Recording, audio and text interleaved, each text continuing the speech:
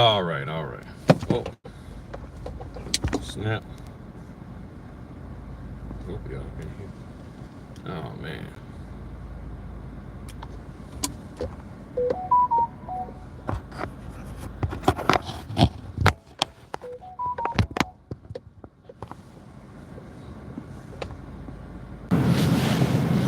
All right, all right. Hopefully y'all can hear me with no issues.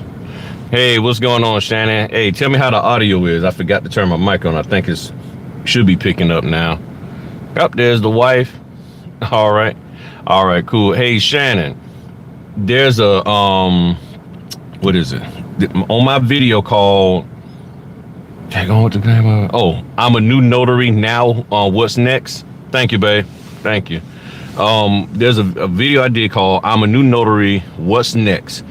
Find that video and look in the comments, and there's a lady from New York that keeps asking me about what to do next. But what she was asking me about was what to do for his online notarizations in New York. And I can't answer that because I don't know nothing about that. And she was like, what's my next steps? What's the next steps to do? And I don't know if she's trying to, and I replied back saying, I don't know if you're what you're really trying to do, but if you're talking about online notarizations, then you're going to have to go to the state. I can't just tell you do these 5 things or whatever, and then bam, it's going to pop. So, so for his next steps, I don't, based off of what she was saying, I was like, well, maybe since you're in New York, maybe, you can comment and tell her what she needs to do because I don't know if you're doing online notarizations and stuff. And plus, since y'all an attorney state, I don't know what to tell her anyway for us getting started because, as I said in my comment with her, each state is different, and everything. So what's going on, y'all? Yeah, I just figured I'd do a live. I got to go do this house inspection. Figured I'd kick it with the party people and, see what y'all got going on. I know people at work and everything, and probably ain't supposed to be on listen to no YouTube anyway while at work and all of that. And something is missing, and I can't find it unless I left it at home. I might have left it at home. Oh well, I ain't gonna worry about it. You know what I did? I probably left it at home. All right. I'll deal with it later. No biggie. So what's going on with y'all today? Okay, now all of a sudden now I'm starting to get all these notifications. I ain't been getting no not work notification, but all these other notifications. Is that? Yeah. Yeah, I got to do that groundwork. Yeah, that's what I was telling her. She need to go to the Secretary of State. What's going on, Bill? Yeah, because I was like, I don't know what to tell you. I can't just tell you, hey, just go do these 5 things and bam, you're going to be popping and everything and all of that. So, yeah, so I appreciate that. Hey, what's going on, everybody? Lawson, Drake, Bambi, Michelle J, Bill. I just saw my man Nelson. There he is. What's going on, Nelson? Good to see y'all. Good to see y'all. My view on the market is keep working. I'm see. Look, somebody just did a purchase today, and they bought a house at 5%. Okay. The interest is over 5%, I think 5.12, and they put $100 and some thousand dollars, $132K down.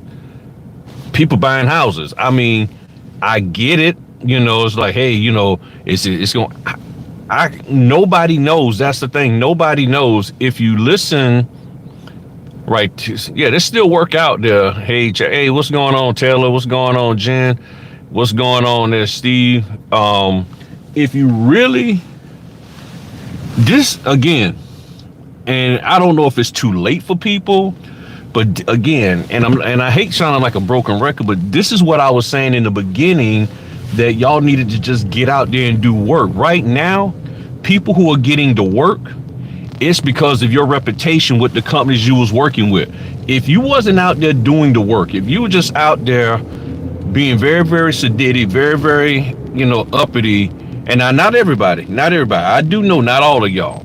I do know that. I know not all of y'all, but if you were being real picky, or when you did get an order, you was making some serious mistakes, had attitudes and all of that. Now that things have gotten tight,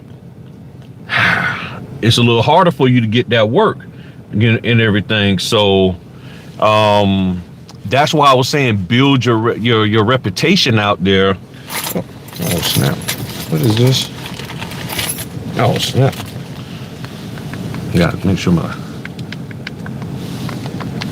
my light stuff turned off. You gotta build that reputation with people and everything. What's going on, Philly girl? What's going on, Crystal? So I would say now, anything that comes in, take it. I don't know all the ins and out about the market. I listen to Minority Mindset and I listen to Clear Value Tax. Those two channels provide a lot of good things.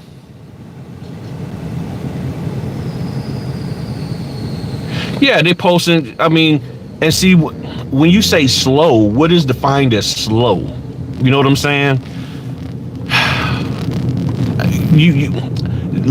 If you look at, I've been saying it all along. Look at Clear Value Tax. Look at Minority Mindset. They talk about the industry all along. I recommend you adding whatever you can add to make money. It's not necessarily like, oh, it has to be Ron. It's add whatever you can to make the money that you need to make. That's really what it boils down to. People, and I know what people are trying to do is like, well, I don't want to add this in and it costs me to lose money. That's a part of business. So if you're like, well, I don't want to do Ron if it ain't gonna work. It could not. I know Notary Stars is doing training on Ron this Friday. Look them up. Now, my take on Ron is simply this, and I've said this in many of my videos. You got to go back and look at my Ron playlist. In order for Ron to work, somebody has to want an electronically signed document and an electronically notarized document. If they don't want that, oops, missed my turn. If they don't want that, then guess what? You're not going to do Ron. It's that simple, okay? Just like if somebody doesn't want to use a mobile notary and they want the people to come to their office, guess what? They come into the office and they're not going to use a mobile notary. So it all depends on the end user, whoever wants the service. That's really where it boils down at. So if you're looking for a sure bet, if you're looking for something that's going to be like guaranteed, like, yeah, if I do this, if I hop on Ron, then I'll be making the money. If I go work in a title office, then I'll be making the money. There's no guarantee. All you can do as a business owner is give it a try. No different than when you saw somebody that you liked and it's like, okay, I'm gonna give them a try, and they're like, nah, they out of your league. And you're like, no, they not. I'm out of their league and I'm giving this a try. You know what I'm saying? That really, really good looking guy, that really, really good looking girl, or that job, or that degree, something like you. You have gone after things that other people have told you you can't do that. You can't make it. Nah. And you say, you know what? I don't care what anybody say. I'm going for it. And then you made it happen. Take that same attitude with this here. Take the same attitude with this right here. If you want to make this notary business work, then do what it takes to make it work. And it's going to be some effort. And yes, I know you probably working a W-2, W-3, W-4, and W-5. But here's the thing. You ain't the only one. The only difference between you and the rest of them is the level of effort that you're going to put in there. And that's why I keep saying you got to get your family structure straight. You and your family got to be on point with each other so that y'all not, you know, interfering with each other and y'all supporting one another. All of these things matter. But, and then at the end of the day, you also got to do good work. So if you do good work as a notary, you're going to be on point. People will come after you all the time. Will you make mistakes? Yes, I made a mistake yesterday. I got it corrected, and then today I knocked it out of the ballpark with no issues, with another company. So it all depends, it really, really all depends in everything.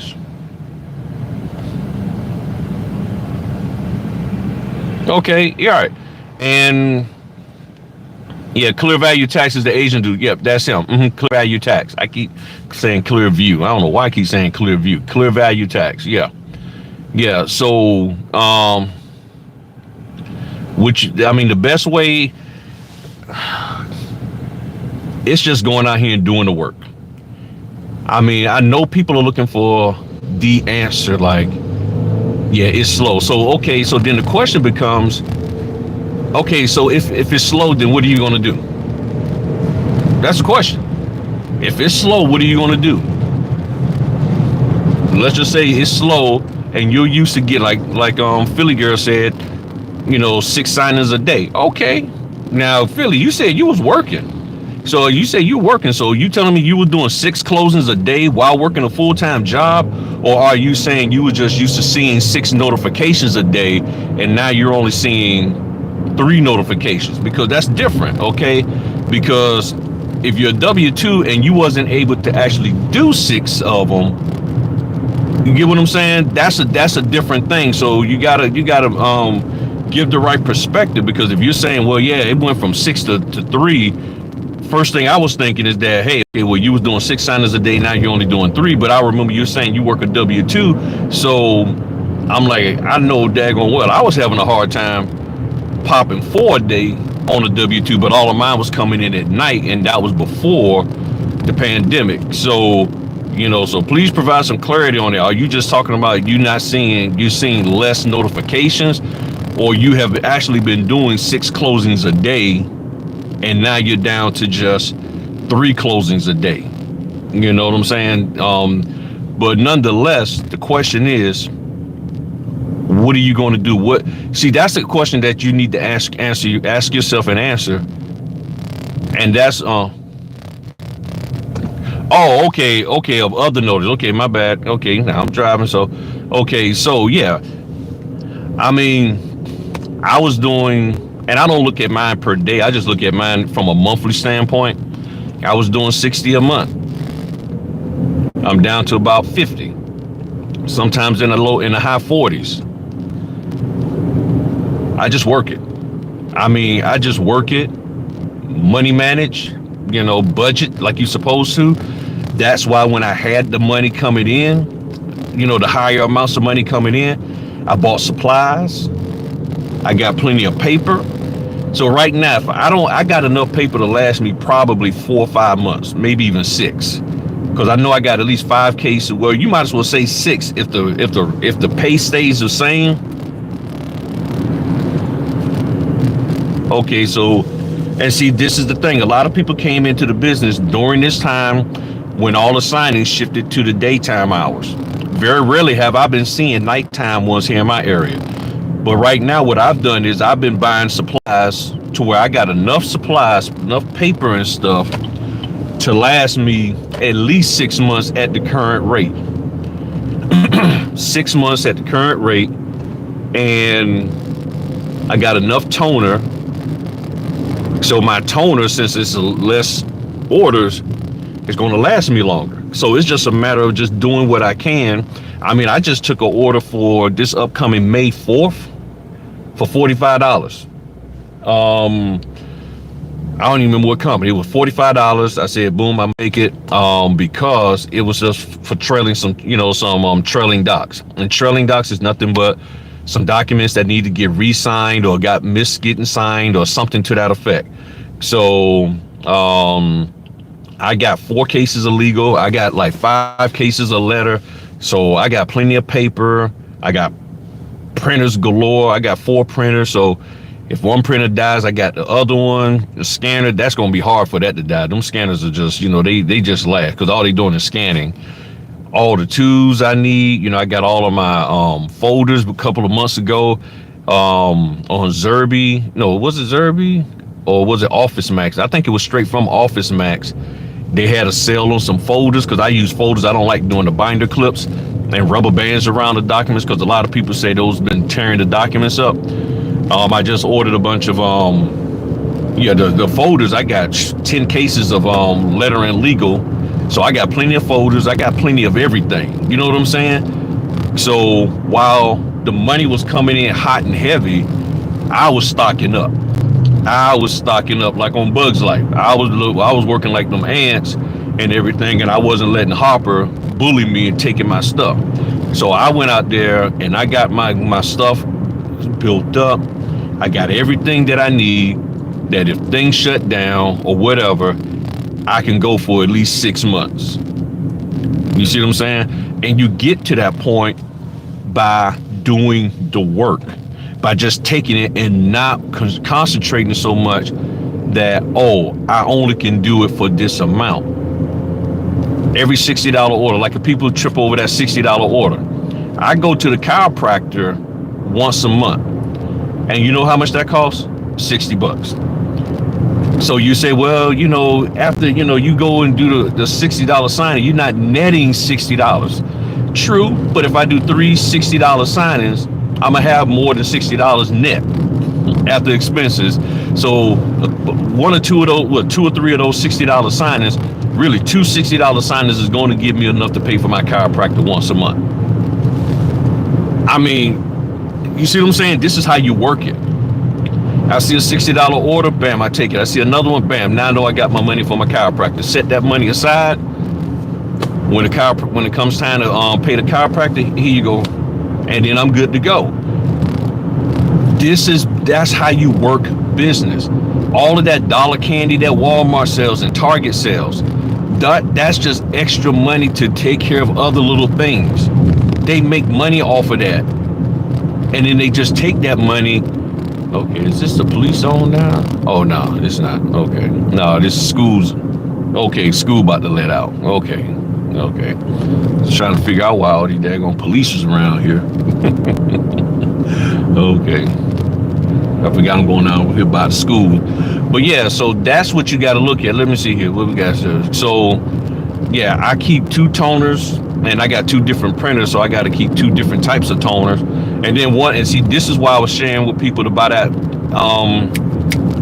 the Brother 6400, because with the 6400, you can get up to 20,000 pages printed out of that. Now, are you going to get exactly 20,000 pages? No. But if you can get 18,000 out of it before you have to change toners, that's good. You see what I'm saying? That's a good money smart thing to do.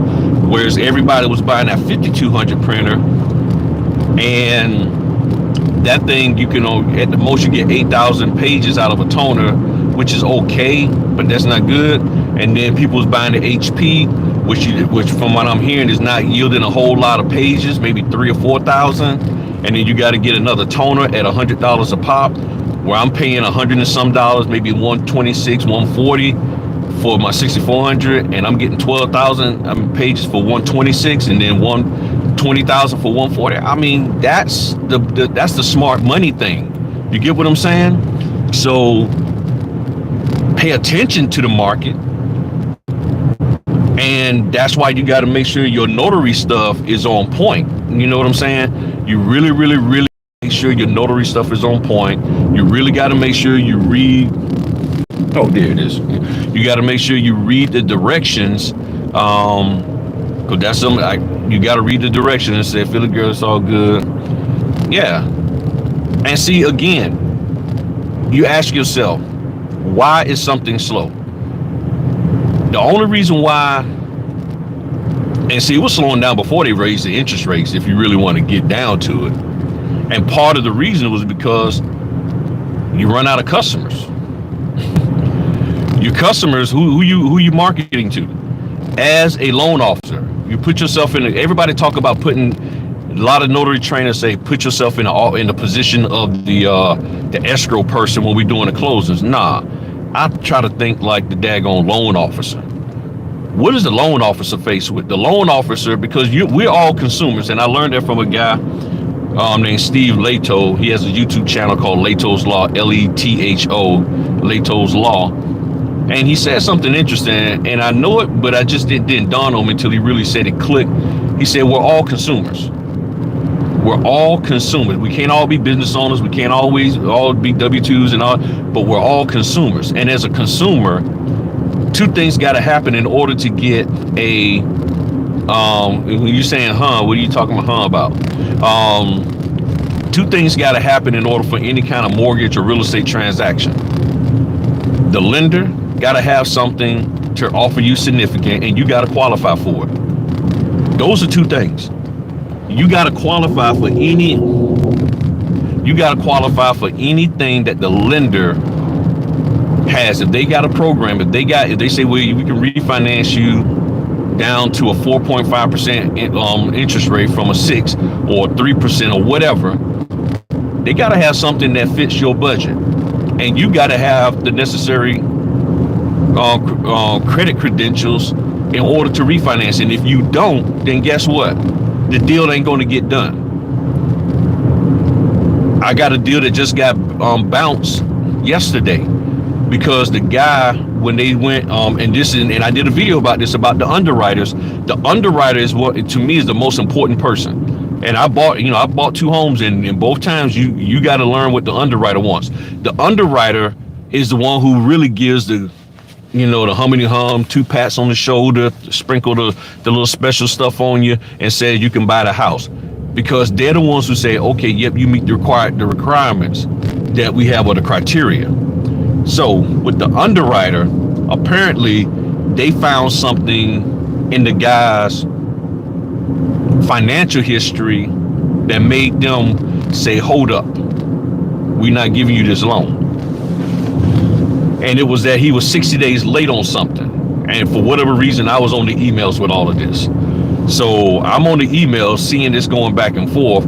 And I'm like, I'm supposed to have been closing with the guy. And then next thing I know, it gets canceled. And they're like, no, we can't do it because the lender wants to know, or I forgot, did they say somebody, I forgot the person, or the position, might have been the underwriter, wants to know why you were 60 days late on this here one particular thing.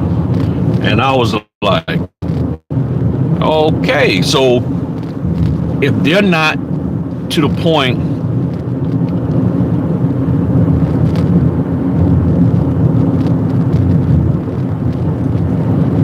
I'm sort of missing what you're talking about there. Who got cold feet? I'm really missing what you're talking about there. Really am. I'm a consumer, no selling skills. I mean, I'm not asking you to be a seller, okay? If you probably have to go back and look at what I'm talking about is the process of getting a mortgage, okay? In order to get a mortgage, it starts with the loan officer, and then we're consumers. So if the consumer isn't in a position to qualify for a loan, and the lender doesn't have something that appeals to the consumer, there's no deal going to get done. That's really what it boils down to. So, and then once you do qualify, and really you think you qualify, and then you have something like this where they go back and look at a little deeper into your history and find out when they do your credit pull, oh, you were 60 days late on something. That right there is an all stop, because they're going to want to know, why were you 60 days late? And if you were 60 days late, it means you didn't have the money. And why didn't you have the money? And will you have the money going forward? Because if you couldn't pay that bill, which is way less than your mortgage, then who's to say that you won't be 60 days late on your mortgage? So that's really what it boils down to. It really boils down to, does the lender have something that appeals to the consumer? And do the consumer even want to refinance? And then you say, well, buying and selling. Well, does the person have the money? Do they have the 20% to put down? Because if the lender says you need to put 20% down, the question is, do you have the money to put down? And if you do, great. If you don't, and then if you sell in the house, okay, so you sell the house, now do you have a place where you're going to go? And that's really what's happening. People can't buy a house because all the houses are overpriced. So therefore you're going to have a slowdown, which means when an order does come out, you better hop on it. You better hop on it. And sometimes you just hope that you're not double, triple booked. Like I be hoping, I'm like, shoo, sometimes I'm just hitting the button and hoping that I'm not double booked, for something that's already. But this is a part of business. And this is what a lot of notaries weren't taught. And this is what I was trying to, well, not even trying, this is what I was sharing with y'all from day one that I've been out here and everything. And everybody was wanting to fuss about, how much they was getting paid, but not looking at the fact that it could get slow and things to change. And I will say this, I got to give credit to a lot of the other senior notaries. They were saying this the whole time. People been saying, build the relationships because things change. Back in 2008, things changed. And everybody's like, okay, yeah. And everybody bragging and this, that, and the other, and now, things are tight, and I've heard the stories about people quitting and just jumping out here. And thank you for the likes, everybody. Thank you for hitting the like button. Appreciate that. People jumping out, starting a business because somebody they saw on the internet told them they could make all this money, and they didn't vet anything. They didn't check anything out. They didn't just think logically like, okay, really, can I make that money? Is that the right thing for my area? How does it really work here in my area? Okay, where are you at? Okay, you over there, but you're not over here. So show me how I can work in my area. Oh, okay, you just got a lot of fancy words to say to me. Okay, so I'm gonna have to look at this a little bit different. This is what's going on. And now that advice is not necessarily proven to be solid. It was solid in the good times, but is it solid in the bad times? And that's the key thing about any relationship. How does things work, and how well do you work together and get along when things are bad? Man, they got me way down here in the country. Way down here. Let me see what we got going on in the chat.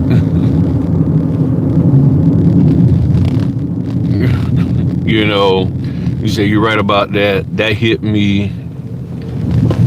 That's me. I hit the button and pray I can get it. Yeah. And pray I can do it. So yeah, it hit the button. Yeah. And sometimes I don't get the orders. I'll be honest. Sometimes, I saw some $50 orders come out today, and I'm hitting the button, and like already assigned. I'm like, man, come on, I'm Griff. Hey, man. Oh, okay. They building some new houses out here. Man, they got look like they got like 3 acres a lot. See, this is a little too far out in the country for me. Well, not really I guess it's for where my wife's work salon is. It's just too far to be going and everything. But yeah, so as I always say, your profile, make sure that's straight. I did training with my members on the profile stuff. Get that straight. Just communicate that you're ready to rock and roll, and be ready to rock and roll. And yeah, sometimes you got to take a order. You got to take an order at a little bit of a less fee. I had to move over. This truck was coming down here, and there was not enough room for me and the truck. That's how small this road is. Not enough room for the two of us. But yeah, so yeah, pay attention to the market. Anything come in, just do it, and get some dollars coming into your household, and you'll be fine. And that's what I'm doing and everything. Boat for sale? Nope, ain't buying a boat. Nope. Don't have any desire to be out there on that water. Spent too much time on the water when I was in the Navy, and I am not getting back out there on that water. No sirree, Bob. Nope. Yes.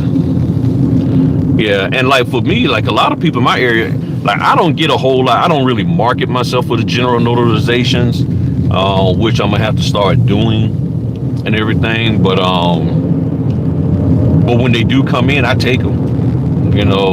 I take them to build the relationship and everything. I don't overprice people, and that's one of the things that can kill your general notarization business if you're unjustifiably charging people.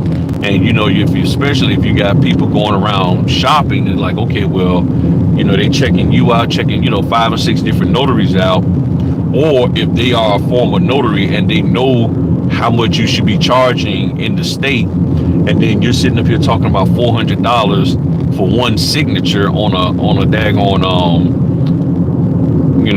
power of attorney, or a modified power of attorney, because sometimes there might be a power of attorney that doesn't need a witness, and I've had those before, drawn up by different lawyers, or any kind of document, and then you're sitting up here trying to charge somebody this high fee. And I've been hearing that consumers have been going to the state and complaining about notaries overcharging them. There we go. So you're going to have to be careful of that, not sit up there and overcharge somebody for notarial work. Hold on one second, somebody calling. Hold on. Hey, Griffin Notary, how can I help you today?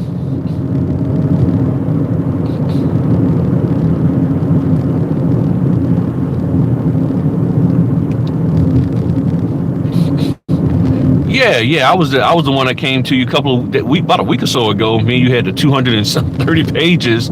I guess they had so they needed you to redo.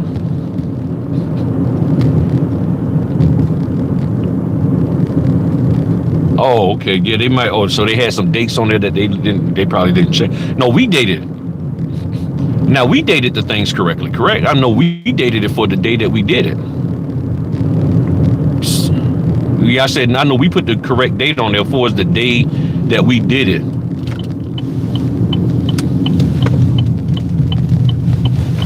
Oh, so they didn't change the preparation date. Okay.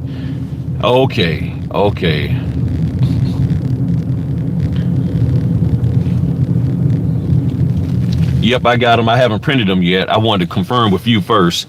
So, yeah. So what I'll do is, yeah, so when I get back home, I'll get everything printed out, and I'll see you at 5. I think it's 5:30, right? Yeah, it's supposed to be 5:30 today. Okay, so let me look here. Yeah, I'm looking at the order. Yep, they got me down here for you 5:30 today. So so we'll get together at 5:30, and this time it looks like it's less pages. It looked like it's only about 160 some pages instead of 230. Yeah. Okay. All right. Sounds good, sir. All right. All right. Yeah, I had a reverse mortgage a while back, and somewhere along that they got the dates messed up. There are people who charge $400, Virginia. There are people who charge $400 to folk to get things notarized. They sit there, and I understand the convenience fee and stuff, but sometimes they go a little too aggressive, and they're like, well, I'm charging for this, charging for that, charging for that. And again, does your state allow? If your state allows it, then cool. But and I know a lot of people going to be pushed back on, going to give me some pushback on this. I'm like, it's like, well, gas price. And see, I don't buy that argument with the gas prices too much, because a lot of folk were sitting there still charging these high prices and complaining about the gas prices when the gas prices was half of that, and everything.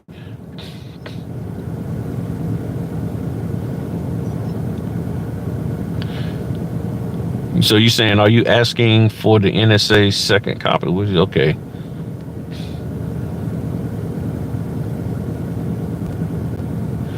Okay. Wait a minute.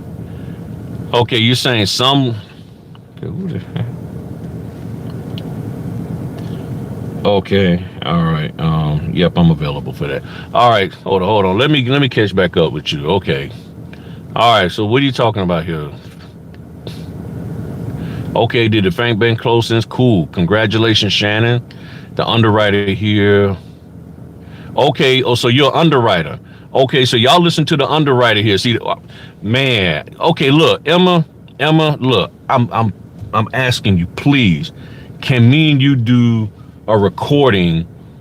You know, if you want to do it live, we can, or recording, and you help people understand the underwriting process, because I've been trying to get people. I had an underwriter on a while ago, and I think this your position is very important for people to know about why loans close and don't close. So it would be my honor to have you on the channel to help educate people about this, because this is something that people are not taking into an account. They really aren't, you know, and the trainers aren't. Nobody's talking about this. You know, I had young lady look at my business interviews playlist. I had a young lady on maybe 8-9 months ago, and she was talking, might have been a year ago, and she is an underwriter, and I think it's time to have another underwriter on. Not that she didn't say anything good, but just, you know, again, because she's been busy doing work, so I haven't had a chance to catch up with her. But just to have another person come on and talk, not necessarily to confirm what I'm saying, but to come out and tell the truth. If I'm right, I'm right. If I'm wrong, I'm wrong. But this information is important. So I would love to have you out there. So some lenders are forcing signers to get their documents notarized at the customer's expense. I don't understand that statement. I mean, unless you're talking about telling the customer to go find a notary on their own, but they're going to be paying. That's a part of the closing cost, if I'm not mistaken, even though the person's not paying it out of pocket. But yeah, I mean, help me understand what you're saying. And then this Topeka, can we make a second copy? Easy, like burn it? No. Come on now. Topeka, you've heard me talk. I've talked about this. If they don't tell you to put it on a CD, don't. You worrying about the paper and all that? No. See, this is how notaries get in trouble. Y'all want to start doing all of this slick stuff, and it's like, well, no, I'm gonna put it on a CD. What if they don't have a CD player? What if they don't have a computer? There's some people that don't have computers, or they don't have a CD player in their computer. You get what I'm saying? You know, that's not that, you know. But see, here's the thing. If you're making nah. If you gotta ask, you don't ask us, should you burn it to a CD? That's not a question for us. That's a question for the people who you got the documents for, because that's their documents. No notary. School bus coming. Gotta have to move over out the way. Nobody should be like, oh yeah, cut it this way and cut it. No, people, no. This is a part of doing the business. Don't overspend. Don't buy all that expensive paper. Everybody buying all this expensive paper and everything and all that kind of stuff. No, don't do that. Get the affordable paper. I've talked about all of this, okay? But no, we're not supposed to be going around throwing stuff on a CD and everything.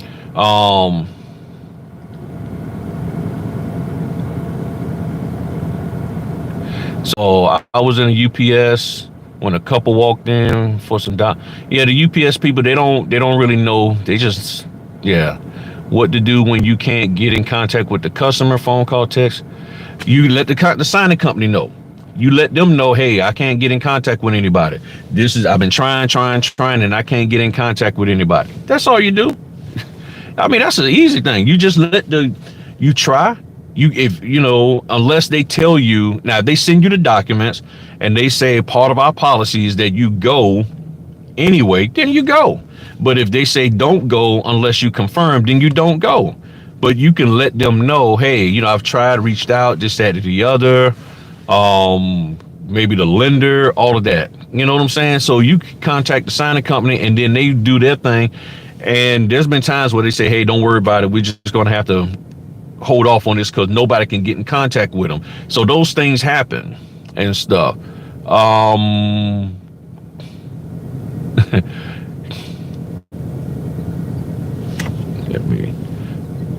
Yeah, you know, right. I mean, I know you're saying the second copy that they don't sign, but they still supposed to get a second copy. And I'm trying to figure out why notaries are like, well, I don't want to give them a second copy. I've done.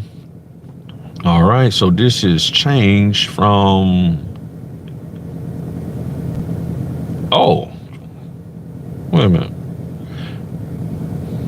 Oh, okay. This done changed from the 27th. Okay, to. Oh, this is tomorrow. Oh, okay. Now it's tomorrow. Oh, okay. Heck, yeah. I'll just say yes. I'm available. I think I am. I think I can do it. Yeah. Yeah. The time, the 27th at noon, and then quick, y'all take these pictures for this house inspection. And I'll be right back. Hold on 1 second. Let me take these pictures. Y'all just give me 1 minute and everything. And then that, because I got to get back into a better internet spot. Hold on. I'll be right back. Don't go nowhere. Don't you go nowhere.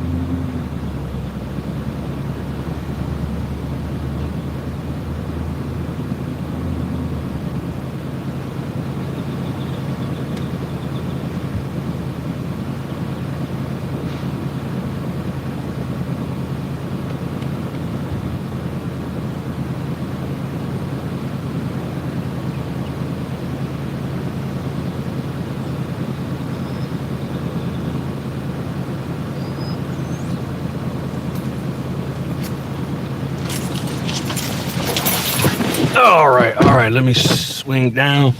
Yeah. Yeah. Don't. Okay. Got to go down here to this one now. All right. Here we go. Y'all hold on one more quick second. Let me knock this out real quick, like. All right. Turn my safety lights on.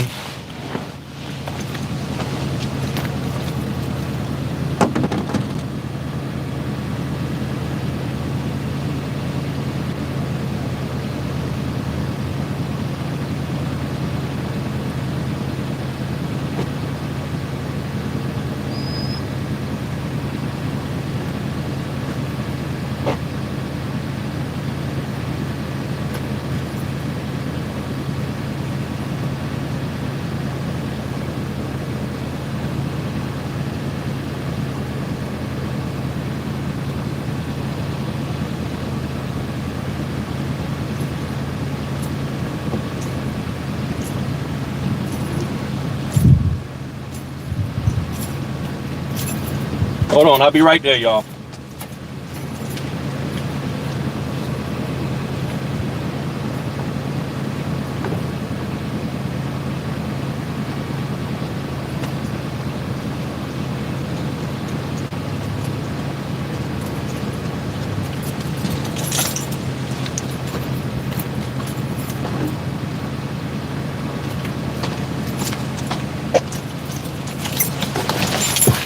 All right. Whew. House inspection done. Man. Yeah. All right. So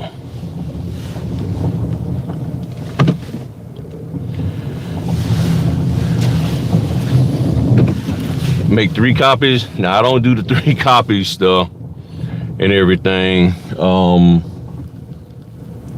right. Boy, this is tight. I don't want to be going inside of a ditch. All right.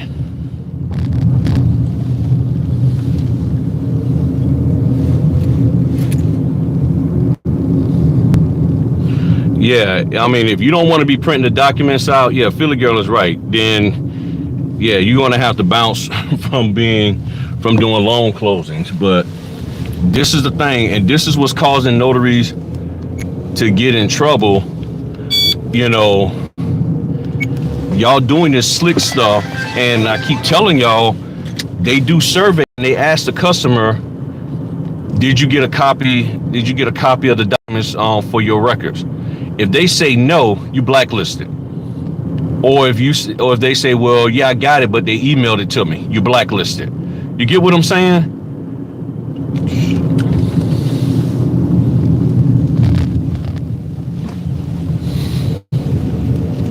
You know what I'm saying? I mean, y'all, I mean, this is, I don't know what to say. I don't know what to say. I don't know what to say. You're gonna do it. And that's why I've been saying, don't ask me my opinion on stuff like that, because y'all, I done said it.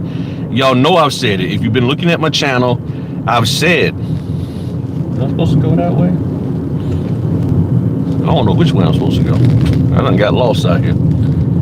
Oh, okay, I know where I'm at now. Okay. You know, I mean,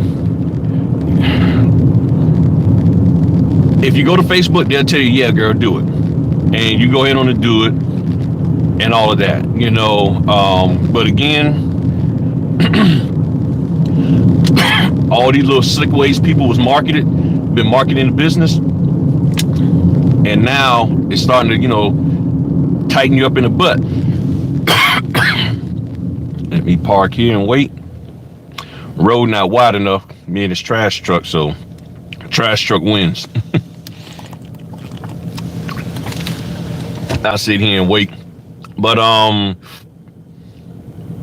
yeah, I would love to have you on.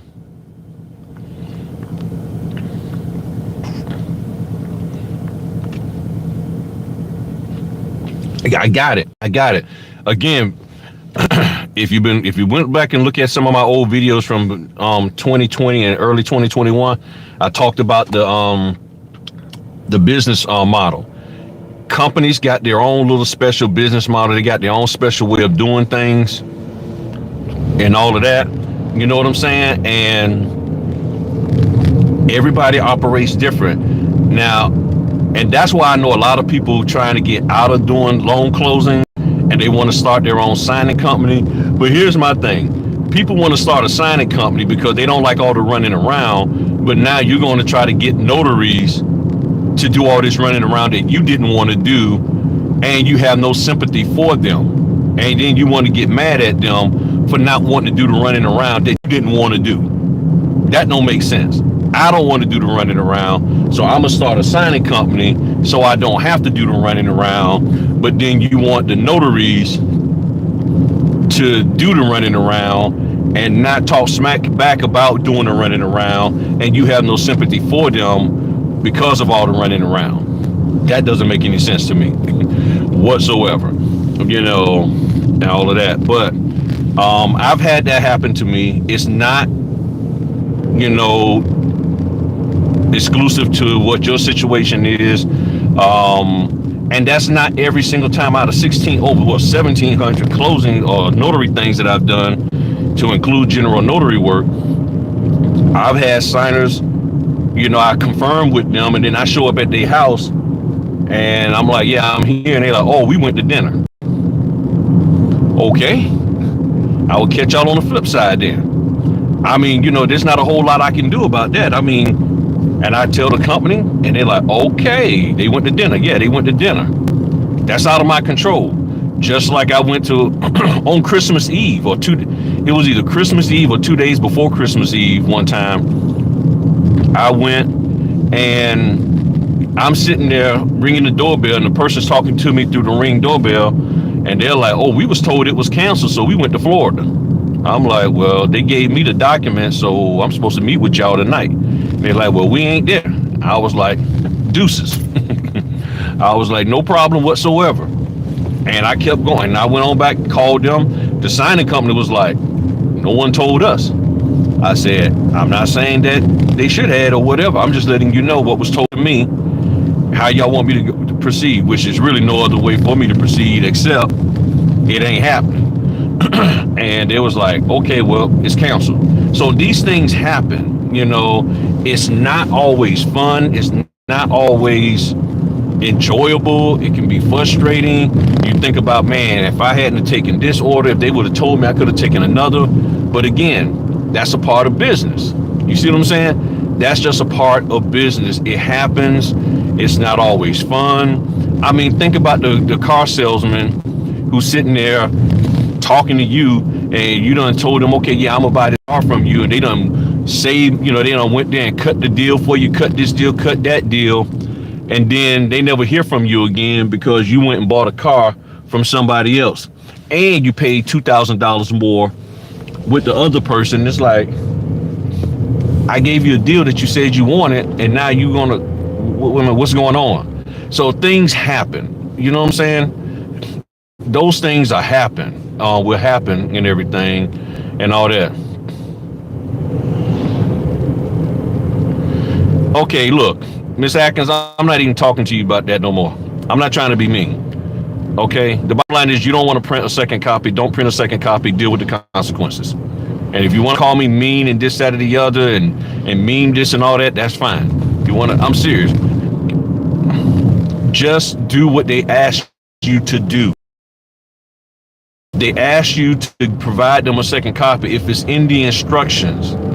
Don't ask us, well, what do you want me to do with regards to this? And whatever they ask you to do, that's what you do. Now, if you just don't want to do it, then you need to put in your profile, I am not printing a second copy, so don't ask me. But pay me $200 and I'll get the job done. That's just the bottom line, okay? I'm not trying to be funny, because you're trying to come at all these different little angles and everything, and you do you, okay? You do you, and you deal with the consequences, because you're the business owner for your notary business, and because it's between you and that company. It's that simple, okay? It's that simple. But I've talked about this before, and you know that, and I've seen you on my channel many, many times, and you know I've talked about this. My position hasn't changed, and I don't understand why you're trying to come up with this again. It's like, okay, like this is something new. The instructions tell you print a second copy for the customer.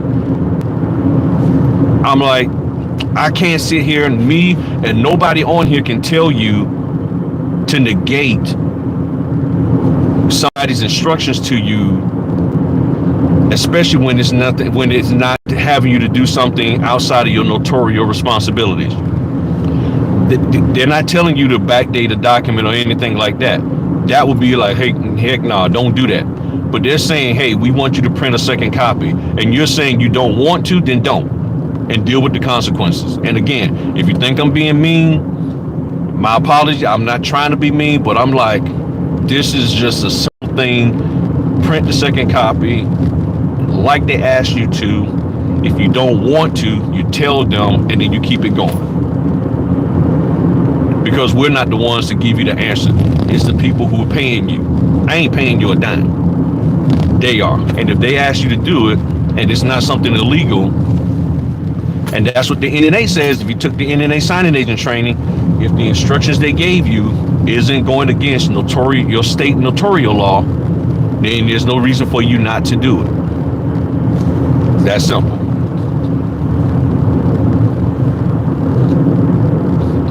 I've said this on many videos, not just this one, but I've said this on many, many videos over and over and over again. So,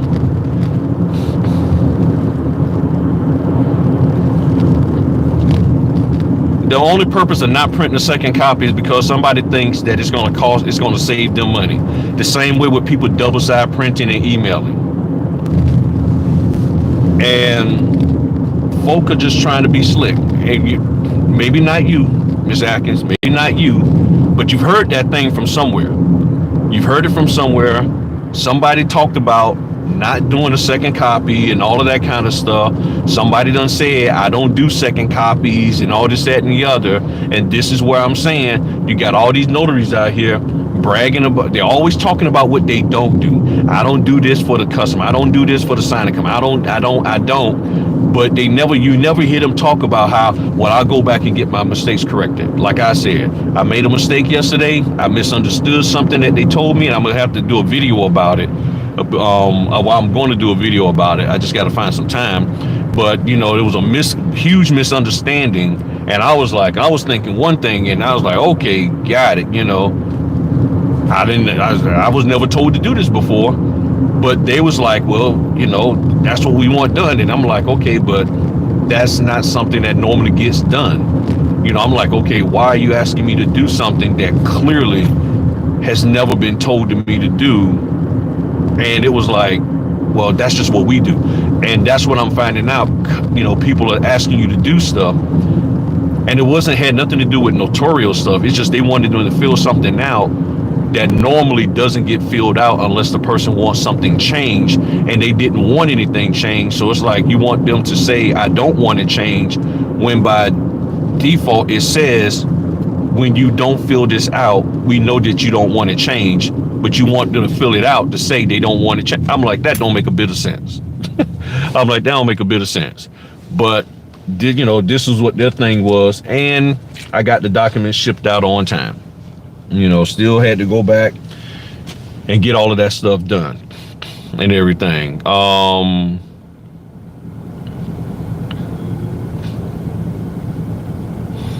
Yeah, that's all you're supposed to do.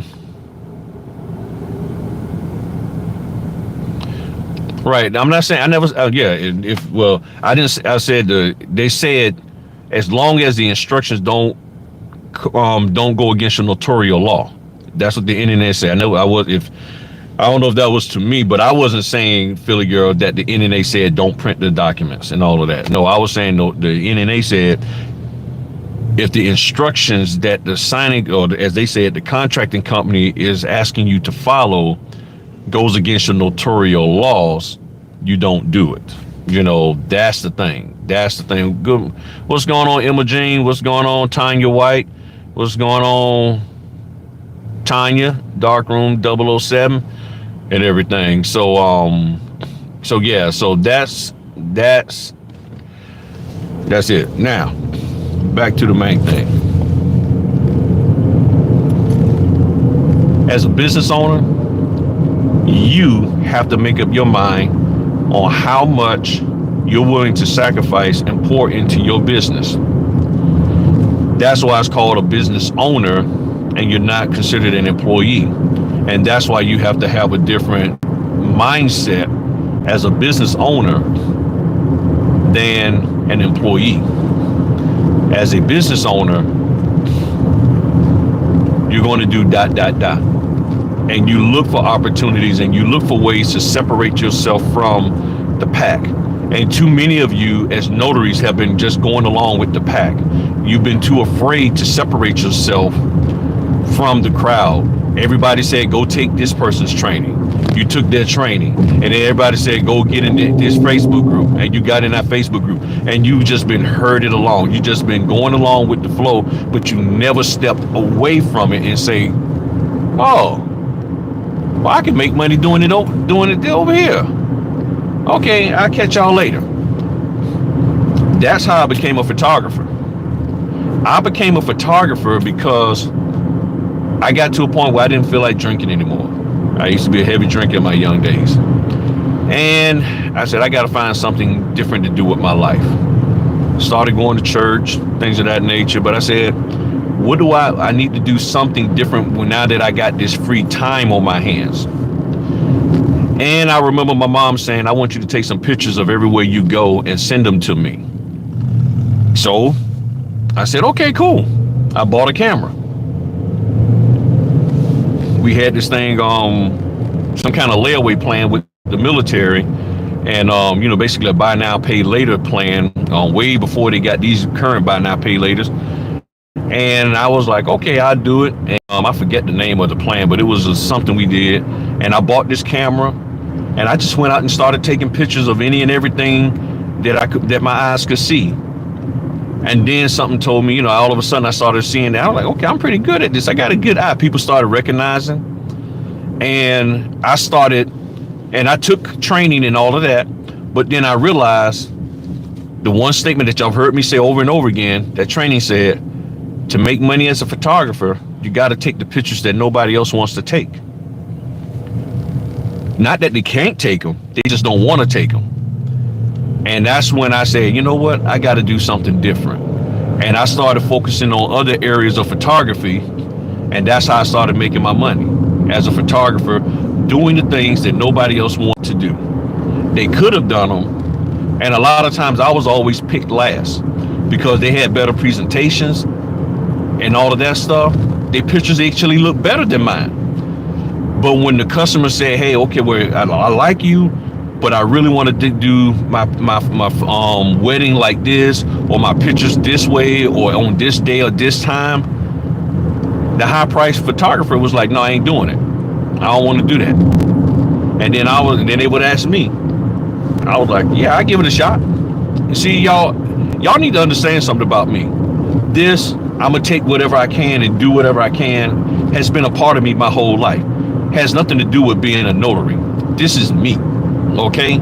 So the $60 order, all of that, no different than me taking the $60 gigs. I did a wedding for $50, but I found a way to make money off of it because I told them I'd do it for $50, but you're gonna have to print your own film out. I said, this is before digital.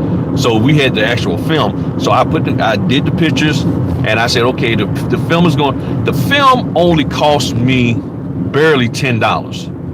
And I said, I will shoot this many rolls. I forgot, I think it was 2 rolls of film. So it was like 48 pictures. It ended up being about 48 pictures, or was it 72? Something like that.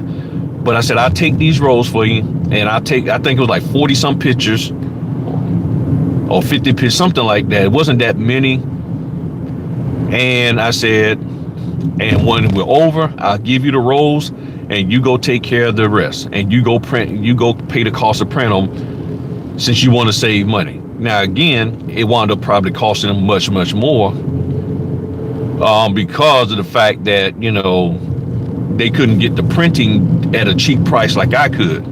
My printing fee for my supplier was way cheaper than what they was going to have to pay going to Walmart or some other retail place. But that's how I took a $50 order and made it into money. But I took a $50 order where I was standing in this woman's house. As a matter of fact, it was an apartment out there in the hood.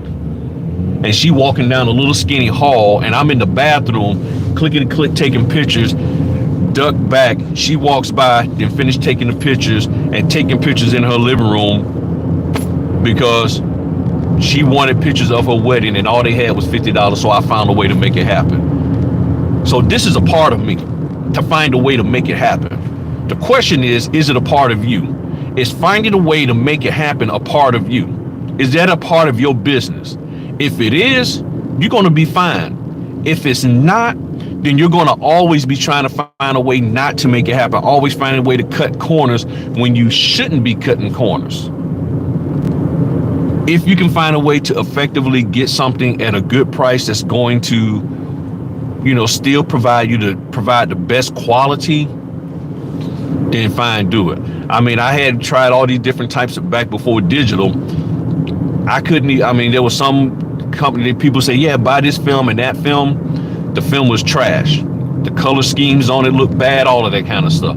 So I had to go back to my old, Fuji and Kodak, and pay that extra money for them, and everything was fine. So I did what I had to do, and I separated myself from the crowd of guys that wanted to go drinking and partying all the time. You can't go to every meetup. You can't go to every conference, even though I'm going to be speaking at 2 conferences coming up.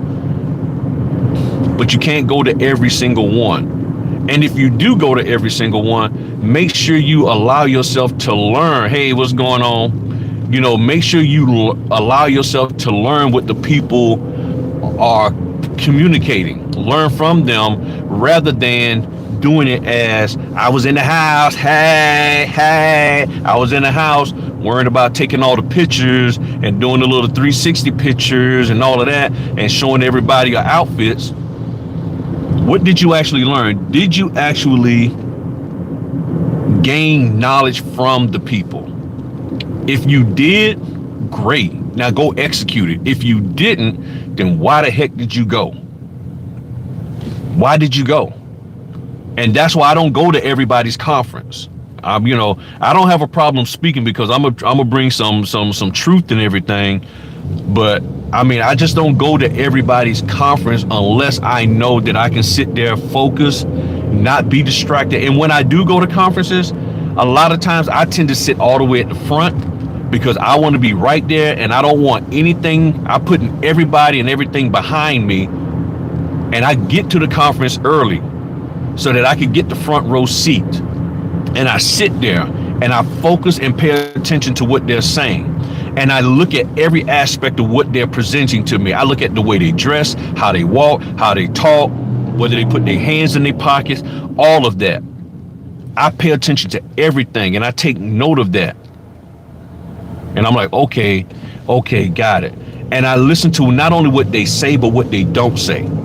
I listen to what they allude to, but not necessarily expound on. You get what I'm saying? I look at all of that because you can learn something from all of that kind of stuff. I listen to their stories they tell. So if you're going to go to these conferences and meetups, stop worrying about getting lit. Stop worrying about how much, you know, how many pictures you're going to get to take with people and this, that, and the other. There's nothing wrong with that. But when you go back home and you still sitting here fussing about, well, it's slow.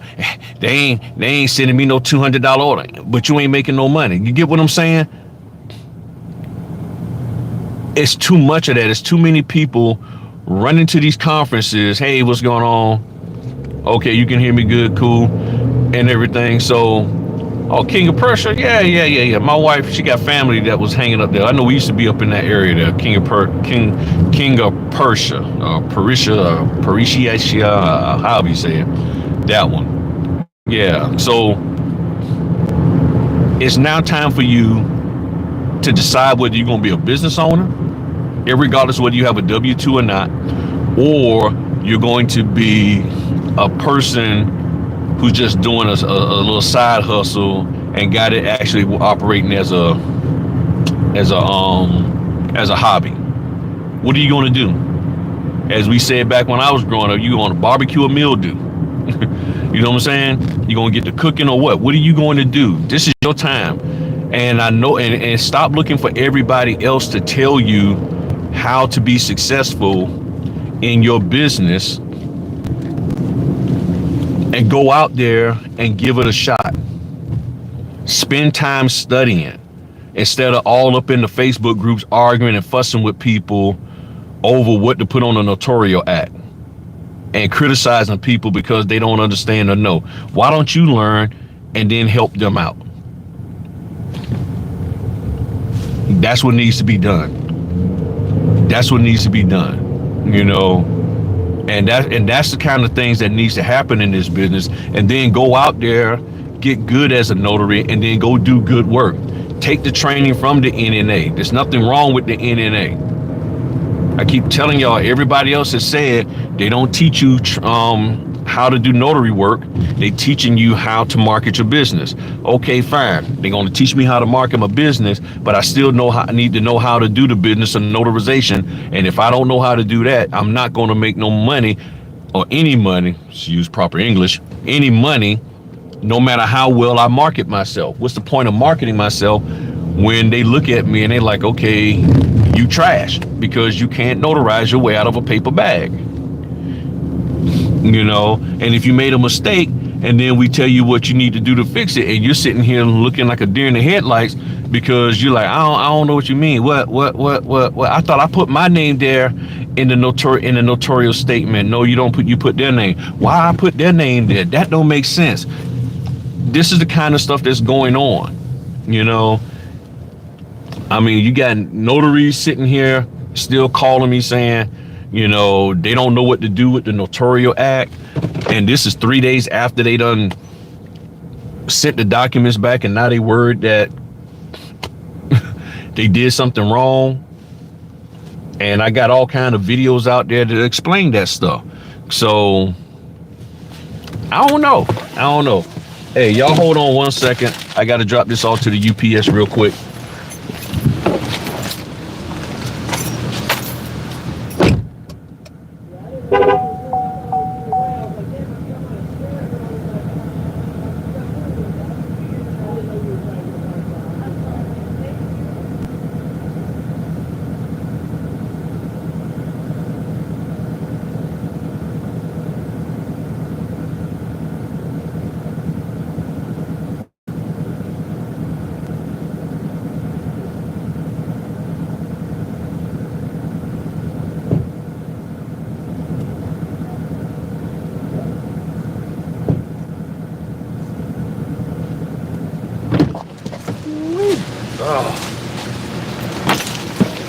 All right, party people, I'm back.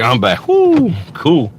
All right, now I got to figure out, I got to go home and print these documents and stuff. I got to print these documents for my 5:30 and then my other stuff for tomorrow. So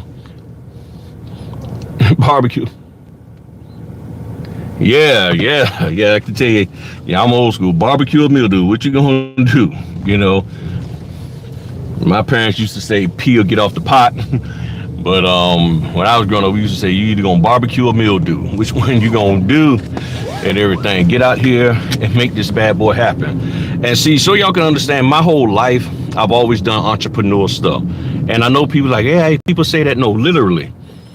I used to collect aluminum cans, and I used to work at what it was called a coal-fired generator plant. They was building a coal-fired plant. It looked like 3 Mile Island, but it was same shaped tiles, but it was made out of, it wasn't nuclear, it was coal, COAL. And I worked as a security guard. And at nighttime, on Friday nights, when the guys got paid, they would come out there and sit in the parking lot and drink cases and cases of beer before they left to go home. And when I say cases and cases of beer, I mean, I'm talking about three 30-gallon trash bags worth. Okay, 3. And what I would do, and you say, what do you mean 3 30-gallon trash bags? Friday nights, I would work from 3 to 11.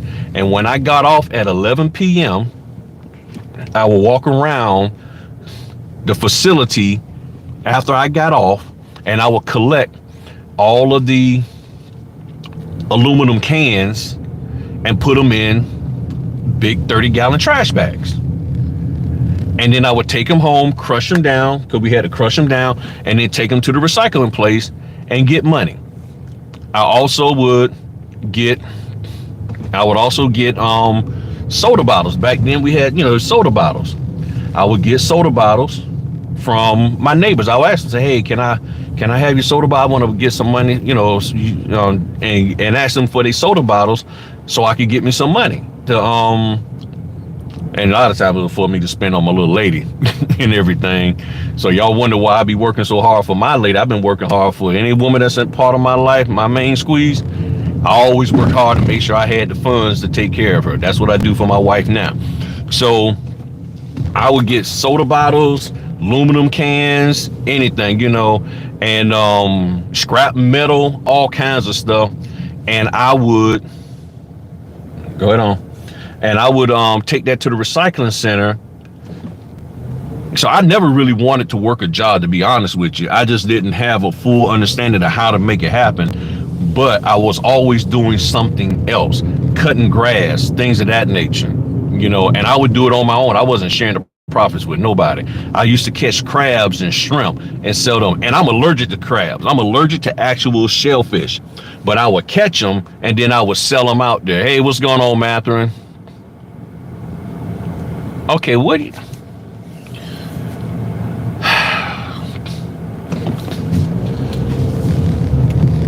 I don't understand your questions, Miss Atkins. And I'm starting to wonder, are you just trying to be a distraction? And I'm not trying to be funny here, because I don't understand you asking a question about which... It doesn't matter. As long as you drop them off to where you got to drop them off, okay? It's that simple. Now, back to the point. The bottom line is, you got to make up your mind you're going to be a business owner. And my drive to be a business owner has been there my whole life. It was just I guess you could say unkept, or it wasn't really honed in and groomed properly, and everything. So I had no idea whatsoever of how to go about being a business owner. So I've learned about it over the years and everything. Okay, I've learned about it over the years. So catching crabs and shrimp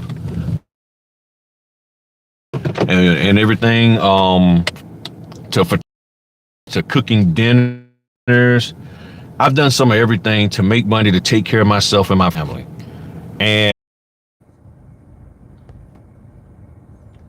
yeah, so hold on for a second. It's gonna be a little choppy for a second. Yeah, just hold on for a second. Hopefully it's straight. If once it gets straight, let me know, y'all. But yeah, because I just pulled up at the house and it's struggling between connect to my Wi-Fi, the Wi-Fi in my car, and then the 5G. Yeah. So if I'm straight now, let me know.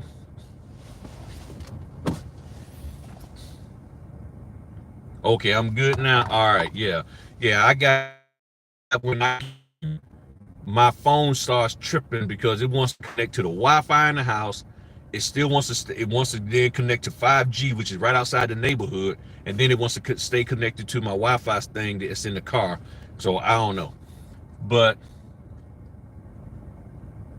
you know, when I made the decision to be a business owner of any sort, and I looked at the industry and I said, okay, what is the herd doing? Let me do opposite. Are there some things that you can do just like with everybody? There's some basic things, yes. But you can't, okay, hopefully I'm good now. Let's see something. All right, let me see if I can hop on my Wi-Fi now. And walk in the house. Hold on for a second, y'all. Let me transition to inside the house. Put my phone on and turn the car off. Yep, I got my keys. Y'all hold on one second. All right, so it's my wonderful neighborhood. Love my neighborhood. All right. Yeah, I'm sorry about that. We got these lizards that be running around, and what I did was, as y'all see, I got these glue traps to catch them. So I don't like them lizards. I don't like anything that look like a snake. People or critters. That's why I don't like frogs. Now I eat some frog legs, but for the most part, I don't really care too much for frogs. All right, so let's see here. I am home now. I gotta find my stand and all of that.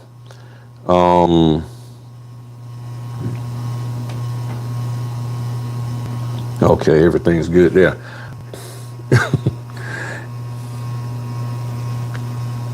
Oh, okay, got the cash out issue fixed. Cool.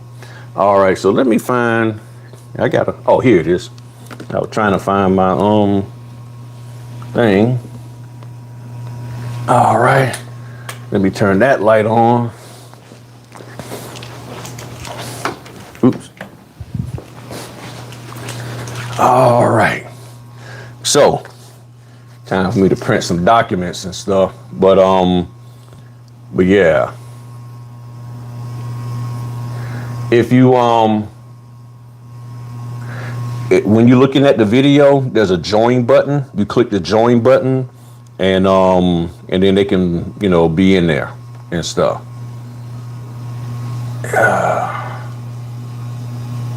There we go. Trying to get this thing perfect. There we go. There we go. There we go. There we go. All right. So let me see here. I gotta download these documents and everything. So any questions from anybody? Okay, Miss Atkins, don't ask me no questions about which is FedEx and all that. Okay. All right. I'm not trying to be mean, but I don't get where you're going with your line of questioning and all of that. I really don't. I really don't. So the bottom line is, and I'm trying to look and see what time. Okay. Did I download these people documents already? Nope, I haven't. All right, let me download my man's documents and stuff. Still look like it's over. Yeah, it's still over 200 pages. Daggone. My bad. I thought it was less. Okay. I read that wrong. Oh, no, it's still 230. It is. Whoo. All right. You know what? I'm going to just do it. I ain't going to worry about all that.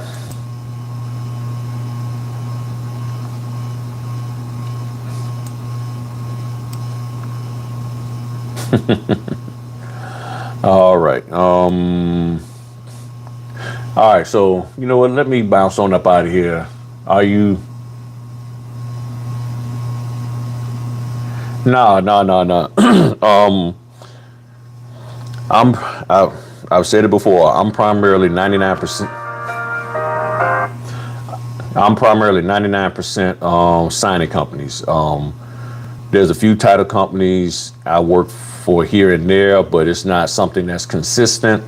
It's not something that is coming all the time. It's just every now and then I get something from them. There's one lawyer firm that would send me Ron work. There's one lady who sends me notary assignments, closings, that's direct. But now through for as a signing, now there are some companies who will contact me directly, but it's not like I have anything exclusive with them. That's just their business model. They're like, okay, we're going to call you and ask you and give you first dibs before we go to the next person and stuff. So, I mean, if you want to consider that direct, then yeah. So I guess you could probably say maybe 98% signing companies, 2% direct, but it's not a 50-50 split. I'm not trying to match a 50. I mean, I get it. And that's what my mentor, Bill Soroka, says, to have a combination of both, but it depends on the area you live in. I even talked to a notary last night. She was like, yeah, she tried to get with some of the title companies around here. And they like, no, we just going to deal with the people in house. So they like to deal with their own in-house notary. So if you got an area that's like that, then there's really not a whole lot you can do. Trying to find my ear things. There's not a whole lot you can do with regards to getting with a title company. That's why I said you just have to get the money where you can. If you can get it from a title company, working direct, then cool. If you can't, then you do what you got to do. Hold on one second. It's an order coming in for the 27th, but I think, shoot, who is this? Hold on one second, y'all. Hold on one second. I gotta. All right.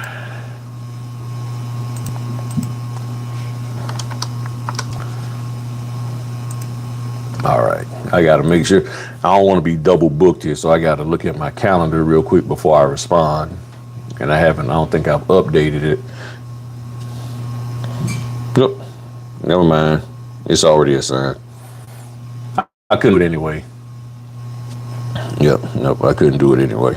All right. Cool. So, yeah, accept all you can get. I just don't understand why people are like, you know, I get it. You want to make the maximum amount of money, but things have changed and all you can do is take it, yeah. So you're in Oklahoma. I have no idea what the market is like out there in Oklahoma. So it's really hard to say that, oh, okay, yeah, be skeptical and stuff. And there was an interview that what's the guy, Mark Wills, he did with a guy out in Colorado that says he makes $100K a year and he averages $100 per signing. So he's not getting the $10,000, the $300, $200 signings. I mean, it's a balance. It's a numbers game. If you want to do only 10 signings a month, then you got to be paid a high dollar amount. And the question is there anybody out there able to pay you a high dollar amount? It's either yes or no. If they can pay you $300 a signing and you can get, 10 signings a month or 20 at 300, so you can get $6,000 and just only do 20 versus me doing 55, 60 to get 6,000, then fine, roll with it. It's not really a bragging point, in my opinion, that you can do that where you're at when everybody else's area is different. Just because you can do that over there doesn't mean, just because you was able to marry a supermodel, male or female, doesn't mean that everybody can marry a supermodel, but everybody can be happy with the spouse they have.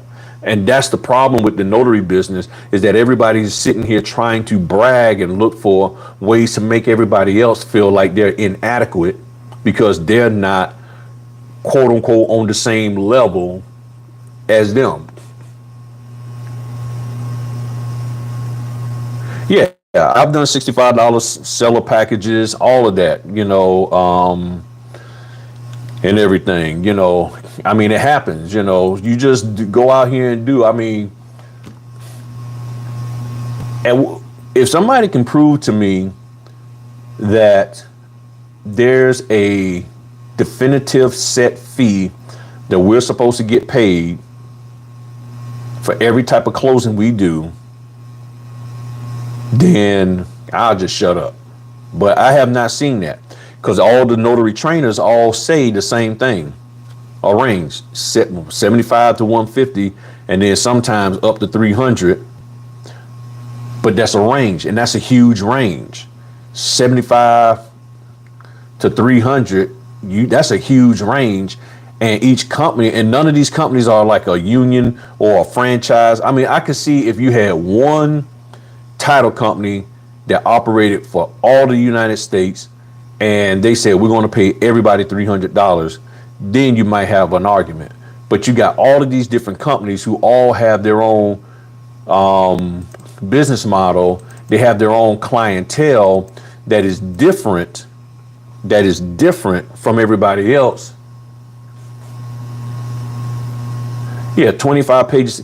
What is wrong with that? You probably barely had 10 notarizations, if that. So what is wrong with that? But again, everybody's trying to nickel and dime every single thing, but you don't nickel and dime your W-2. And yes, I know everybody's like, well, your W-2, they do this, but you still there's a cost and effort of time and everything that you have to put into doing your W-2 that they don't compensate you for at all. They don't even think to compensate you based on the level of effort that you had to put in there. Had 8 notarizations. See, I know what I'm talking about. No more than 10 notarizations, 8 notarizations. So, I don't see what the problem is at all. So that's an average of $8.13 a notarization. Is that bad? Is that good? But of course somebody will chew that up and say, but then you got to take the gas, you got to take the time that you open your eyes, you got to take the time that you breathe, and you got to take the threads on your clothes and calculate all of that, square root it, and then you're only going to make $2.15. You know what I'm saying? So I don't know what to say. How much money are you really trying to make, or you think you should be making, or you believe you should be making, you know what I'm saying? That's the question. That's the question. Okay, cool, got it. You know, that is the question. How much money you should be making? How much money are you trying to make? All of that. So these are things that you have to take an account of as a business owner. And going forward from 3 weeks ago, not even today, 3 weeks ago, going forward, hopefully your mindset has changed. If you're still sitting there listening to the same people complaining in those Facebook groups and all that, that's why I told y'all to leave the social media alone at the beginning of the year. And many of you didn't, because you like the drama. You like to see what's going on. You like to be nosy. You like to get all up in that stuff. And it's playing in your head. And then next thing you know, I get the phone calls and people are all confused as to what to do about this business. You're causing yourself to miss out. I mean, that's really what's going on.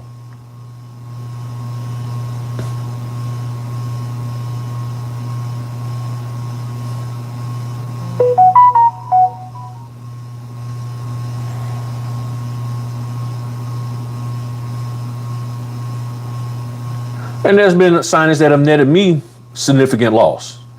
And I've talked about that. I mean, it can net you a significant loss.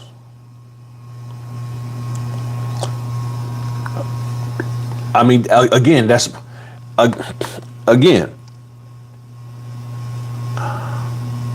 everybody's talking about I need to be profitable. Are you talking about profitable per signing?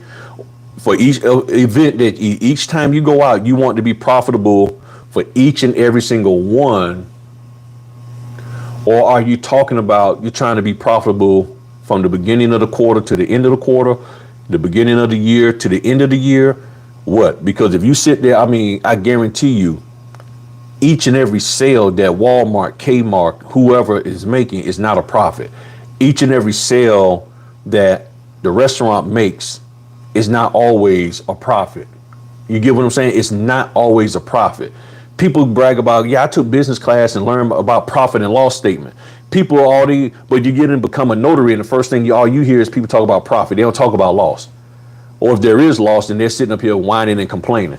And so, hold on, let me go and check my paper before I print this stuff out, y'all.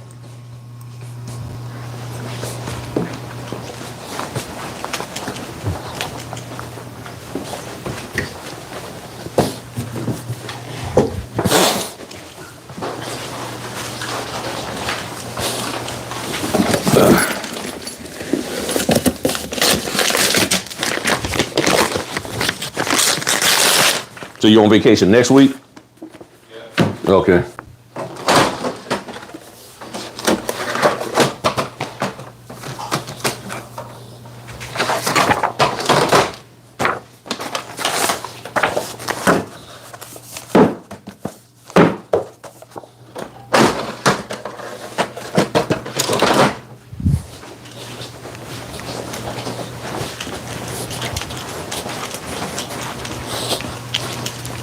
All right, I'm back. Okay, so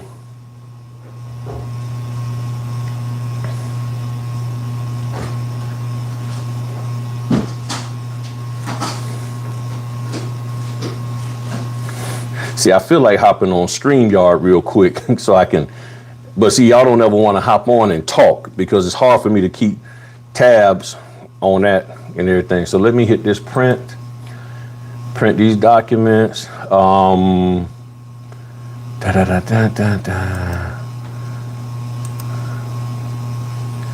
Whew.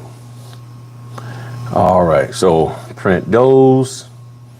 All right, hold on. I know what I need to do. Let me pull up YouTube on my computer so I can see these questions better and stuff. Yeah, that'll help me because it's hard to see it on the phone and everything. Where I'm at. Okay, got to make sure I ain't about to run out of power on the phone and stuff. All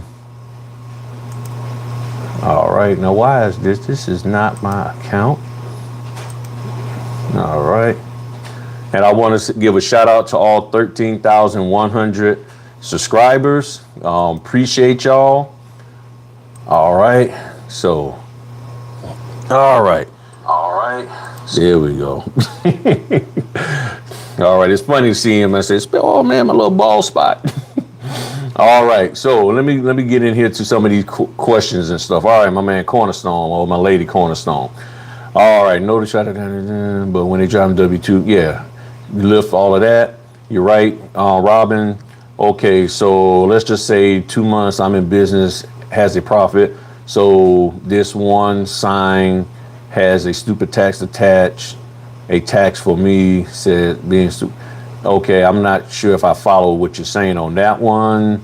I keep hearing that notaries aren't answering their phones. That is true. Notaries are not answering their phones. I get a call an hour ago offering, right, that is the problem. Notaries are not answering their phone. That is a huge problem. All right, take out this. Notaries are not answering their phone. That is a huge problem. I don't know why. Well, part of the problem is that during their closings, they've been told don't answer your phone. Don't answer the phone while you're in a closing. ... So a lot of them don't do it, but sometimes they're not, and they and if they don't see, if it's not a number that they recognize, they won't answer it.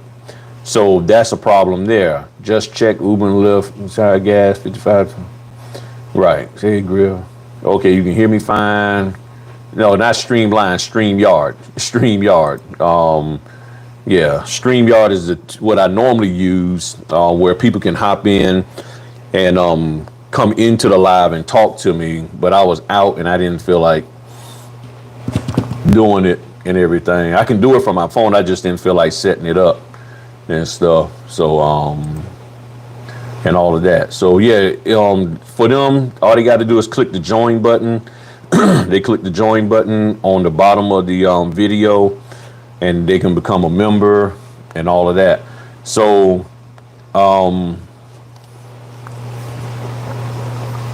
if you think about being profitable as a notary, if you got the money to spend on it, you do. But you haven't seen me with fancy shirts with my logos on it. If you're doing more general notary work, I think that works better for that.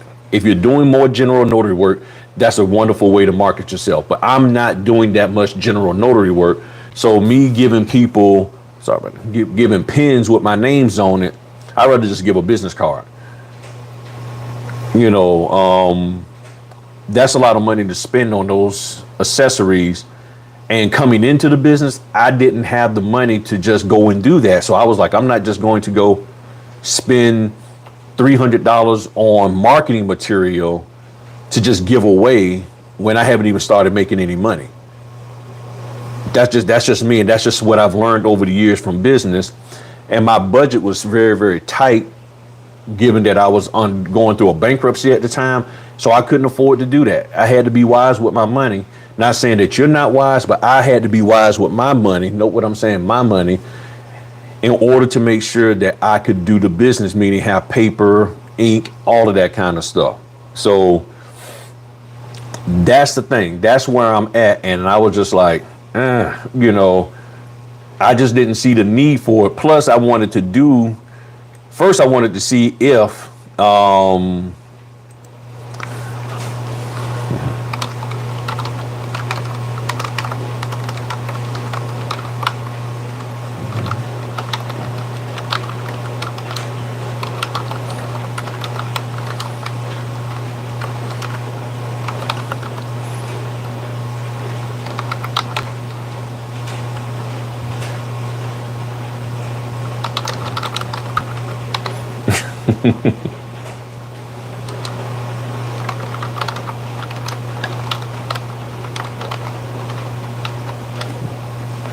all right, hold on, I'll be right back. Got to get this paper off.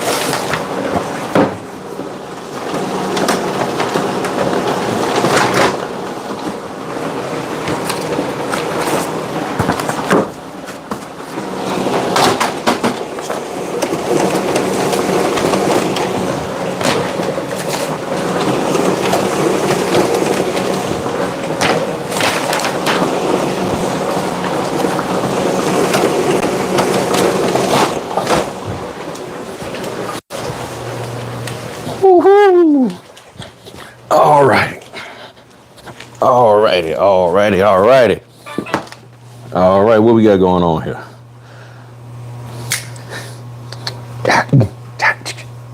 All right, yeah.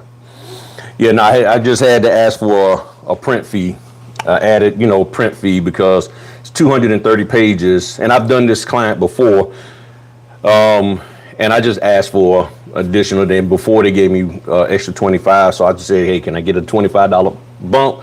And they said, okay, boom. So they added it. So if you don't ask, it's the way you ask also. The way you ask for money, additional money, matters. The first time I did this order, I just explained, hey, this is 460 pages. Just asking for, if possible, an additional fee. Didn't even say how much I wanted. And in the response to them, I also said clearly, I am not saying that I won't do the signing. I will still do the signing whether you pay me or not, but I would just figure I would ask. And they gave it to me. And then I'm just going to put my slippers on. And they and then I just asked again, and they was like, okay, cool. So now I done put the slippers on, I'm a little taller. Yeah. All right. So what else we got up in here? Oh, I'm looking over here. So I'm not doing enough general notary work to warrant to justify. Yeah. All right, big man. What time you get off? 7:15. All right.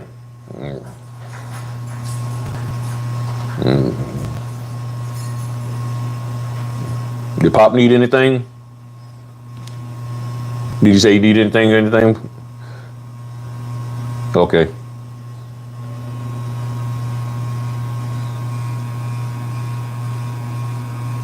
All right.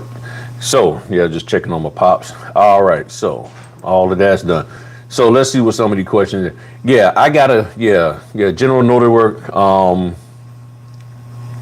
Close my door, get fed. Yeah. All right. So, everything was okay with Pops? Okay. Yeah, I haven't, the general notary work, I got to do more marketing. That's where my man Matherin comes in, because he's real good with the Google My Business and all of that. So, so he's real good with that, and I gotta learn from him on that part there and everything. I know how to set up the Google My Business, but I'm not real good at all of the other aspects of it, of marketing and everything and all that. So, oh man, this is only 81 page. See,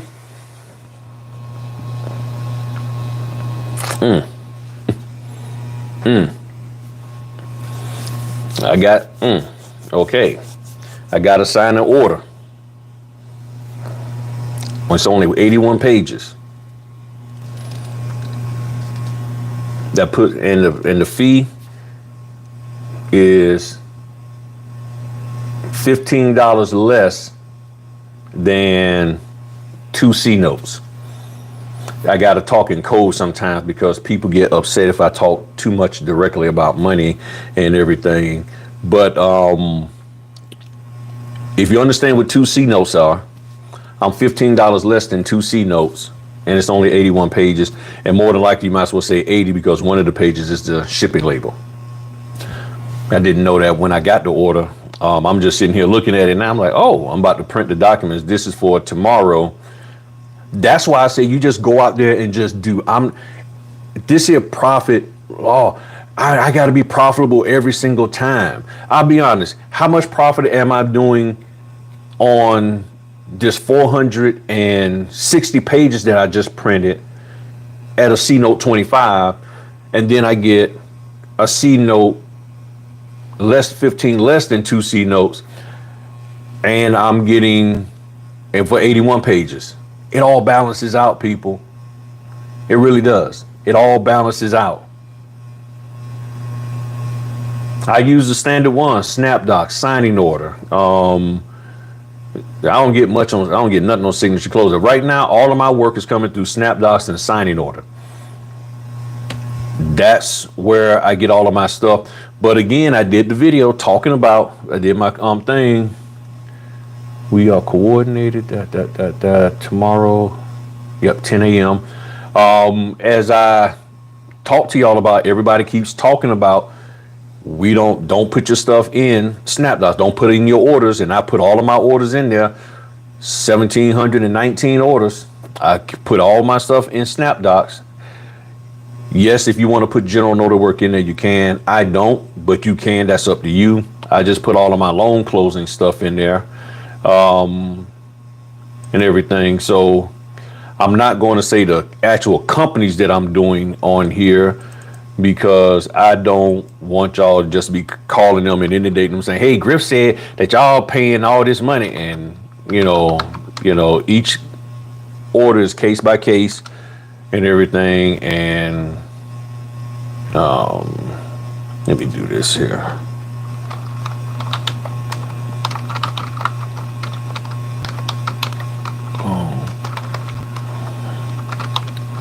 Docs. Okay, I had to change the name of that file. Something I couldn't recognize if I kept looking at it. All right, so now open that up and print these documents for tomorrow morning. I used to work for Deloitte. Do we know each other from back then? Do we know each other from Deloitte? Do you know me from that? Andrew Madison, I don't recognize the name. Again, I'm the type of guy that always finds some kind of way to be known by everybody.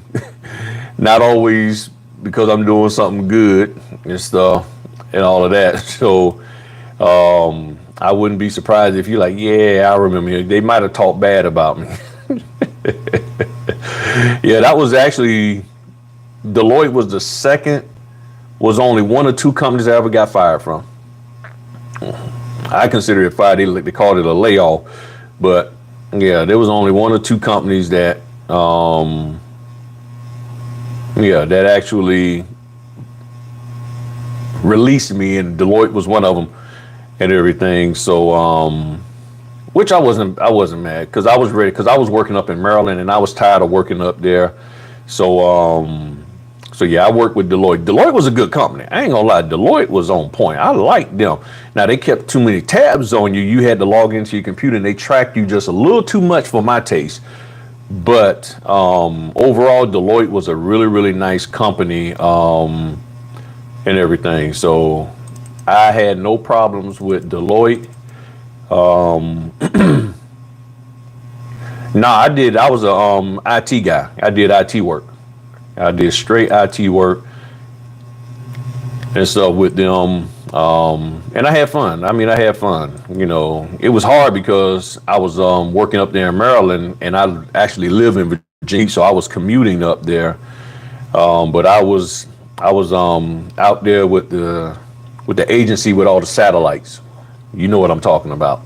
I was out there with them, with all the satellites. I was working not on their base, but a part of it, So I did that for a little while and everything. So I had fun. I mean, it was great money. I mean, shoot, I was pulling in over 100 G's. I was like, yeah, I was living it up. And stuff. Wish I could have been making it down here, and my cost of living would have been cheaper, because I was still paying over $750 a month to rent a place up there, and everything. So, paying for a mortgage down here and then rent up there. That's why I said, people, if y'all really understood my background and story, that's why I don't be fretting over this here up and down. When you commuting and you got to leave your family for 4 years, and you got to sleep in people's basements and pay rent of $700 to $750 to sleep in somebody's basement, man, you ain't tripping over this here notary stuff. You just go out here and do the work. You find a great company. You work with these great, and a lot of the companies are great. I mean, there's always those companies that can be a little but I would say 98% of the companies I've dealt with. Matter of fact, a lot of the companies that were or have been a little on the iffy side, I don't even see them anymore. So a lot of them have just already faded away. And thanks again for the likes, everybody. Appreciate that. So, yeah. So hold on one second. Let me get these other documents off.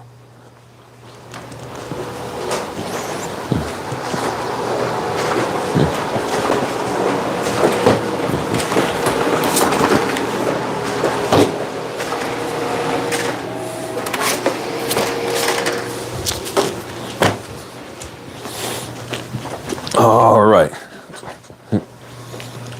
And this is the power of having two printers. I ain't gonna lie to you. Having two printers, this is where that comes in handy to be sending stuff to two different printers at a time. Now, here's a trick. I don't even know if you called it a trick, but this is something I found out. Let's just say, depending on where you are at, like one of the issues is that running these brother printers, they take a lot of power. And if you have them both on the same circuit, they will cause your circuit breaker to trip. What I've learned is if you connect them to your dining room, now I don't know if it's the same in an apartment complex, it might be, but in a house, what I've learned in the dining room and the kitchen, they have the breakers are 20 amp. They can handle a little bit more pull. So I can run both my printers in the dining room with no problem, where it doesn't trip anything. If I ran it in the living room or any other room, both of those printers at the same time, it trips every single time because it's just too much electrical pull. So when an electrician came out, because I'm looking at getting a generator for the house as backup, and I was talking to him about it, and he said, yeah, he said, we put 20 amp wires and breakers in your dining room and in your kitchen. And I was like, okay. He said, so that's why you're able to print without tripping anything with them hooking up. He said, because in case you put a food warmer or something like that, which pulls more power, he said that way you can change this. That way you don't have to worry about your circuit breaker tripping. I was like, makes sense. So right now I got them running in the dining room. Yes, I got permission from the wife to put it in her dining room and everything. So, but this is the power of having two printers, y'all. It helps out. It really does help out. But again, when things was great, money was flowing in, like I really wanted it to, I took advantage of deals that I saw on printers and I would just buy them, and just have them. I got two printers upstairs right now. I got two printers upstairs. I'm getting ready to move into a different room upstairs. So I got two printers, and all that. Still want to get another scanner, but both the scanners are actually working pretty good. I mean, the one scan I got is working great and stuff. So let me see. Any other questions? Because if nobody got any other questions, I'll go on and hop off, let y'all finish y'all work y'all day. Yeah, now I don't know. Yeah. Two lasers. Yeah, Facebook Marketplace and Q, he's real good at finding them good deals and stuff. I've never been good at that kind of stuff. So that's why I got to lean on him for that and everything. But I'm going to go ahead on and hop off of here. And what's this hanging up for? All right. Adobe acting up. Now I'm gonna go on and hop off of here, go check on Pops, make sure he's good to go, see if he need anything else for me to fix for him to eat, and then get ready to go to my signing. But yeah, even if you got to run an extension cord from your dining room to somewhere, I mean, look, you in your house, you do what you want in your house. So yes, I know we want things to be all pristine and, showroom, but when you running that business and it's like, okay, well, if you can run an extension cord, it might have to be two, but from the dining room to your work area, so you can run two printers, or at least for the longest, I just had one of them running out of the dining room and then the other one running from over here by me on my regular 15 amp. So if you can have at least one of them connected to your dining room, you're good. You know what I'm saying? You're good. You're like, okay, one connected to the dining room and then one connected to the other one. And then that way you're not tripping any circuits. Then you should be good. Now, of course, you can't be running, too much electrical stuff. You try to run the microwave and your printers at the same time on the same, it's going to trip. You know what I'm saying? So don't be doing that. Or a high voltage coffee pot. That could be an issue too. And all of that. So don't bring any more equipment in the house. Well, you're going to have to build your office on the back then, Shannon. You got to build your office on the back. But oh man, who was that? The lady who talked about the underwriter person. Please hit me up. Hit me up. I think it was Emma. Was it Emma? No, it wasn't Imogene. Oh gosh. I'm gonna find her real quick. Oh gosh. Okay, just don't want to show me all my chats, but you know who you are. I have to go back and look through and everything. Leave me a comment or something in a regular thing, and I want to get with you to do a video, underwriter video, another one, and everything. So y'all have a good one. Thanks again for hopping on. Really, really appreciate y'all. Y'all have a good one, y'all. All right, peace.